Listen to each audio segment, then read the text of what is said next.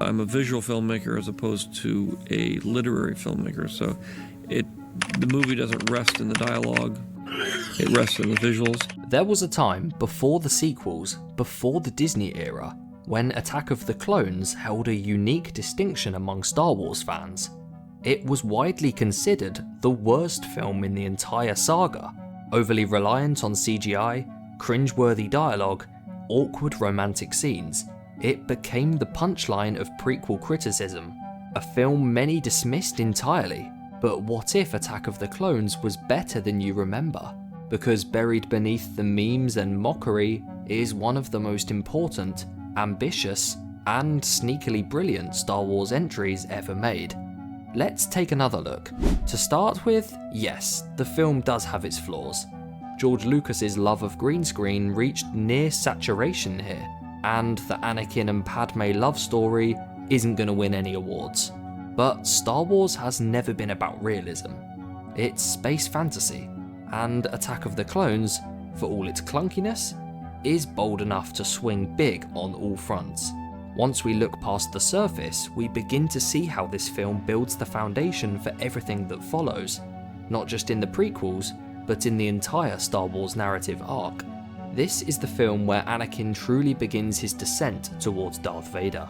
We watch his arrogance grow, his anger simmer, his inner conflict spiral. His mother dies in his arms, and in an explosive act of rage, he slaughters the Tusken Raiders. All of them. Men, women, and children. This wasn't just a dark moment, it was the first crack in the Jedi Code. And unlike in The Phantom Menace, this time Anakin isn't a wide-eyed boy. He's a volatile young man whose pain is twisting into something far more dangerous. Add to that his secret marriage to Padme Amidala, a direct violation of Jedi rules, and you've got a main character on a slow burn collapse. Attack of the Clones doesn't just foreshadow the fall of Anakin Skywalker, it actively constructs it. Another underrated strength? The introduction of characters such as Count Dooku and Jango Fett. Count Dooku, played by Christopher Lee, is one of the saga's most compelling antagonists, a former Jedi Knight who becomes disillusioned with the Council's hypocrisy. He's not evil for the sake of it, he believes he's doing the right thing. That complexity gives the Sith ideology more weight than we've ever seen. And then there's Jango, the blueprint for the clones. He's the template for his son Boba Fett. He's calm, calculated, but also intimidating. The fight between him and Obi-Wan on Kamino? Still one of the coolest ground level duels in Star Wars history. These two characters add weight, mystery, and an expanded view on the galaxy's darker corners. But perhaps the most visually thrilling part of Attack of the Clones is what happens on Geonosis. This party's over. This is the first and only time we see the Jedi fight together, hundreds of lightsabers igniting across the arena, as Jedi from across the Order take on droids in a chaotic battle. It's not just spectacle, it's historic. This is the last moment when the Jedi are truly in control, before the Clone Wars, before Order 66. Seeing them united like this makes their eventual downfall in Revenge of the Sith even more tragic. And from a visual standpoint, that Geonosis battle remains breathtaking. The dust, the sound, the Jedi lightsabers, it all holds up today. Another segment often overlooked is Obi-Wan's entire detective subplot, and it's arguably one of the coolest storylines in all of Star Wars. He travels alone, investigates a missing planet, uncovers a secret clone army, questions the Jedi's role, and confronts Dooku directly. This adds mystery, suspense, and real-world political parallels that deepen the story. It's not flashy, but it actually has layers.